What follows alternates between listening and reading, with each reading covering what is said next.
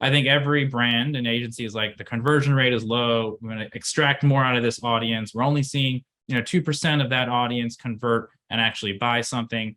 How do we get more, lift out of that? So, that's a big challenge. One thing that, we find valuable, and something that, obviously we help with as well, is to help, this baby company take all those, programmatic audiences and turn them into first party households, right?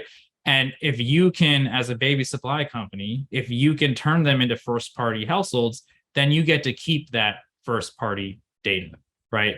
Maybe some of those people will convert now, right? Maybe you're not going to get that much more than 2 to 3%, but now you're not renting it, right? Just like they say, it's better to buy than rent.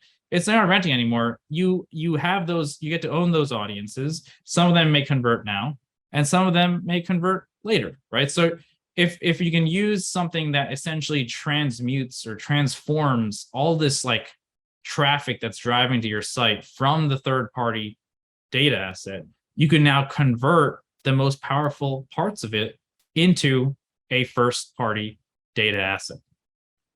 And the second part of that is, well, what do I do after that, right? Is there even more value? You can go like, that's the 101, right? The 201 is, okay, now go back to your third party data asset and give them this list of people that have converted, right? Or just the people that you own, and you say, hey, these are real people.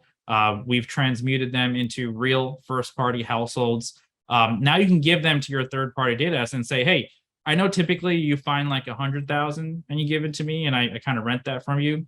Instead, take these like, 50,000 that I identified from your audience, down to a household level, and go find people like that, because they were really good, high qualified people that raised their hand. They shopped. Some of them bought, some of them may not have, but I know that they're like real households. I can see that it's data that I own. Go find more that look like that. And so now the third party data company is going to get you an even better, audience that you can look for new parents, right? But even more honed in on this data exchange, and they send another set of audience to you.